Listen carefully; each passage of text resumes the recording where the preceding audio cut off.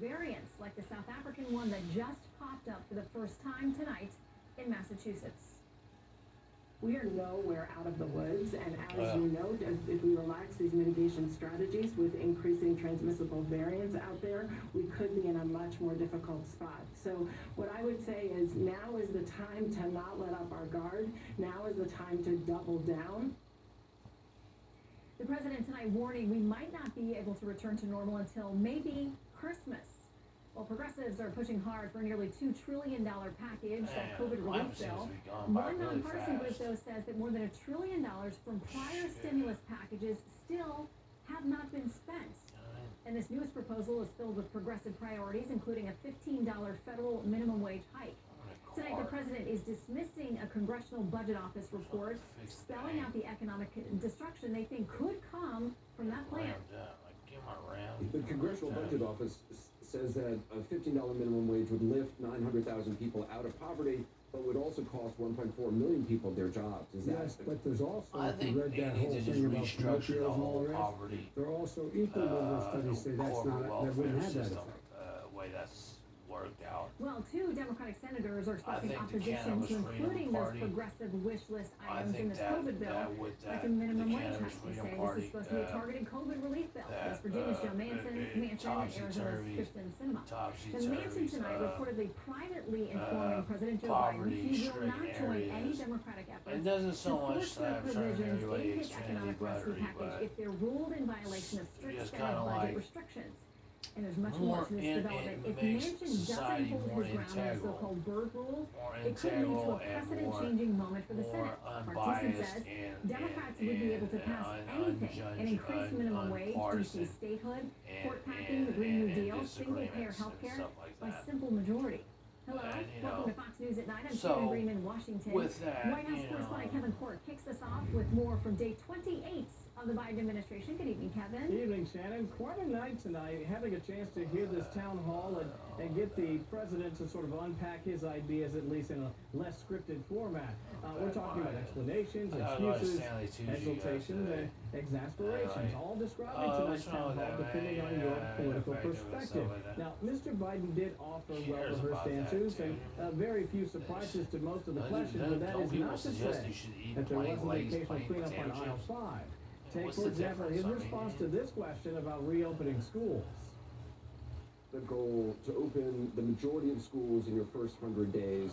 You're now saying that means those schools may only be open for at least one day a week. No, that's not true. That's what was reported. That's not true. There was a mistake in the communication. But what I'm talking about is I said opening the majority of schools in K through 8th grade. Because they're the easiest to open. Okay, did you hear that? He said that was a mistake in communication. Well, that comment appears to be a reference to his press secretary, Jen Psaki, who said this about reopening schools. His goal that he set is to have the majority of schools, so more than 50%, open by day 100 of his presidency. And that means some teaching in classrooms. So at least one day a week. Hopefully it's more. At least one day a week. That's what really got a lot of people talking. By the way, Mr. Biden also said this about teachers getting COVID vaccines earlier than perhaps other people in order to quickly reopen schools. I think that we should be vaccinating teachers. We should move them up in the hierarchy as well. Move them up in the hierarchy. However, critics were quick to point out Biden's penchant for telling what they describe as tall tales. For example, in reference to the COVID vaccines, Biden said, which we didn't have when I came into office. Well, fact check, that is, of course, completely false. In fact, he received 2 vaccine shots himself while President Trump was still in the White House. By the way, he did promise that COVID vaccines would be available for all Americans by the end of July. We're talking about 600 million doses, give or take, by then. And his comment late in the evening that, quote, minorities don't know how to use or don't know how to get online in response to a question about racial disparities in COVID vaccines will likely get a bit of attention tomorrow as well. Shannon, an interesting night to be sure. We're going to break all of those statements down and dig in a little bit more. Kevin, thank you for setting the table for us. Okay, severe winter weather continues its grip on most of Texas tonight. Skyrocketing energy demand has put stress on the grid to trigger rolling blackouts. Cold, dark areas seen in stark contrast to the bright city skylines in Houston. But also in Houston, power outages are sending freezing residents looking for refuge, many opting for fast food restaurants, and that is resulting in huge lines of cars.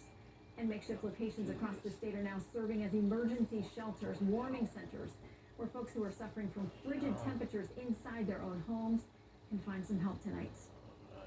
Well, as another coal-fired power plant gets set to close this summer, the current outbreak of severe winter weather in Texas means rolling blackouts, leaving millions in the dark and without heat. Correspondent Mark Meredith is taking a look at the situation for us tonight. Good evening, Mark. Shannon, good evening to you. Some 4 million Texans are believed to be without power tonight. Even more probably want to know why their state can't keep the lights on. And the answer is not cut and dried here, but the situation is forcing Texas lawmakers to review their power plans from top to bottom. This is not good. Tonight, Texas Governor Greg Abbott is ordering an investigation into the power failures plaguing his state, writing, quote, "The Electric Reliability Council of Texas has been anything but reliable over the past 48 hours. Power production has stopped or slowed at many natural gas, coal, solar, and wind energy production sites. Power officials say outages are partially to blame due to frozen wind turbines and limited natural gas supplies. Former Governor and Energy Secretary Rick Perry says the storm should serve as a wake-up call for his state. The most important thing to have is a base load that you can count on. That's going to be natural gas, that's going to be coal, and that is going to be nuclear. Over the years, Texas has diversified its energy production, investing more heavily in solar and wind. Environmental groups like the Sierra Club have also celebrated as Texas has shut down some coal-fired plants.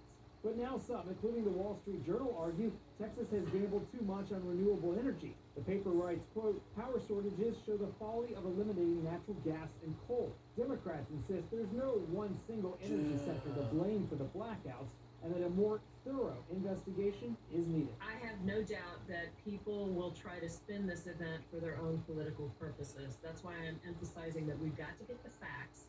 We need a thorough investigation as to the root cause of these failures. Now, during the winter months, Texas relies way more on natural gas for energy than wind, but still, news of these frozen wind turbines is certainly generating a lot of headlines, a lot of conversation. But Shannon, it's likely we will not know exactly what went wrong until an investigation wraps up, and of course, that the power comes back on. Shannon? Those folks need it. The sooner the better. Mark, thank you. A Massachusetts climate official out of a job tonight after resigning